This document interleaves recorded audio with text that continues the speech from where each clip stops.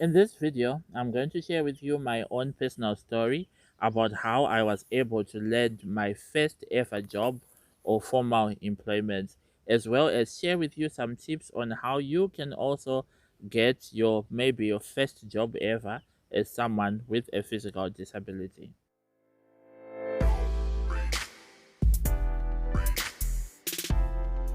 Hi there, I'm Aaron Shu. Looking for a job by itself is quite complicated, but when you also throw in disability in that mix, the complications rise to another level. What I am considering to be my first ever job wasn't actually quite a job.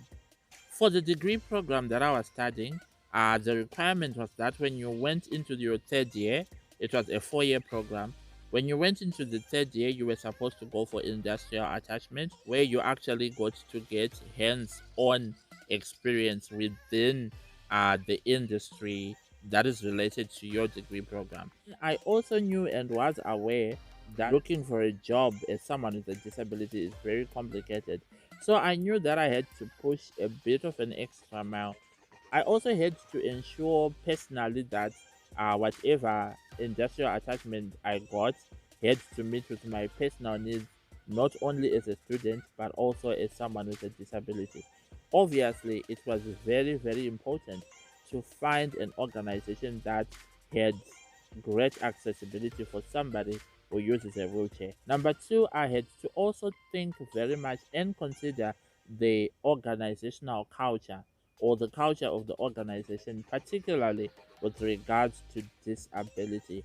It's one thing to work in an environment that is physically accessible, but if the work culture or the organizational culture does not support disability rights or foster a healthy environment for someone with a disability, then it wouldn't have been good for me.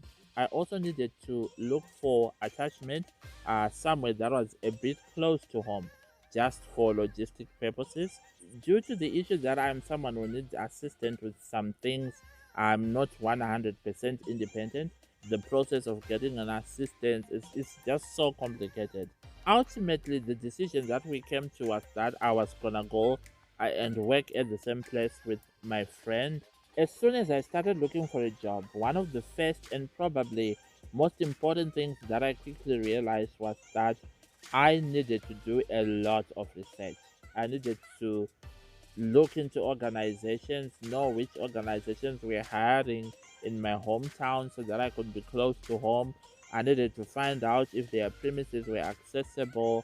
I needed to find out just a whole lot of things that normally somebody who's able bodied doesn't need to worry about. One thing that I told myself as soon as I started that process was I was going to leave no stone unturned. So wherever I thought there was potential to find a job, I went for it. I spoke to people personally. I visited organizations that I could in person. I did a lot of research. I was even sliding into the DMs of some very affluent and well positioned people, just sort of like shooting my shots, like they said.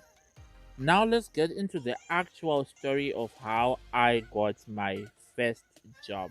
So, I was on Facebook at night just scrolling through, and I saw this guy, a very prominent business person, businessman in Zimbabwe. And I saw that it was online, like on in that chat thing. And I was like, huh, can I talk to this guy? And it was late, like I told you, something around 11 p.m. I knew that it was very unprofessional to bring up work related stuff, or even to ask something formal, or even to message someone who's not your friend at such odd hours of the evening.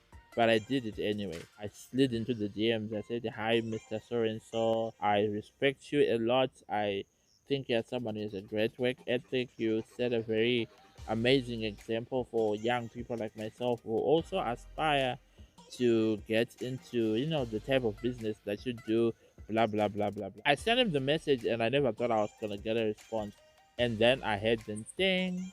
So tell me, Aaron, what do? Are you in school? Are you working? So I was like, actually, about that. No, I wasn't that dramatic. I didn't want to put him off by being overly aggressive or too enthusiastic. I wanted to play it cool. I just told him my story. I'm a student. This is my third year. I'm actually supposed to be going for attachment, but I'm just having a little bit of difficulty um, finding a place that is accessible and that will also have me. And then he said, "You seem like such a smart young man. If you are interested in working for my company, let me know. I may be able to do something for you."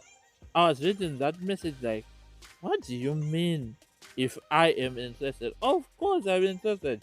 So long story short, he basically gave me his personal contact details, his email, his phone number, and then he also gave me the details of his director of HR, human resources, and just like speak to her and tell her that I've referred you. I'm also going to email her, tell her what you need and everything and everything and everything. Don't think I slept well that night. I was so happy, so grateful. I didn't tell my family the good news. I didn't tell my mom. I didn't tell my cousins. I didn't tell nobody. I got in touch with the HR director. I emailed her and then she didn't reply my message. After a few weeks and still I had not gotten a response from her, I'm like, do I go back to Mr. CEO? I didn't want to be like that kid who's always constantly going back to the teacher to report stuff. So just when I was drafting an email to send to him, in my mind, I got the email. Then she was like, come see me, explain the situation, bring your papers, everything that you need, blah, blah, blah. So my friend and I went to the head office. We met up with her. She drew up our contracts right there and there, and we got the jobs that we needed. Just a couple of days later, we went and we started working, and it was amazing. And when I got there, the place was quite accessible. I just needed to move a few things just to create space for me. Get a table that was good, and my just a slight adjustments to my personal computer and stuff like that. But everything was just so easy. I could access the whole premises really well, even the back offices and the obviously the restrooms, which is very important, and the kitchen area and everything. No place was off limits, and I really, really enjoyed myself in that work environment. We had a wonderful team that we worked with, and the other advantage that we had is when we got to this particular branch, they were actually understaffed.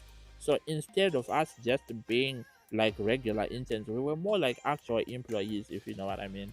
And it was great. It was a great experience. They respected us. They taught us a lot. We worked. We learned a lot. It was a beautiful experience, and I will forever be grateful for it. The most important thing that I learned during this process is that communication is key. I did my research, I was prepared, I made sure that I was qualified enough for what I wanted to do, and I went for it.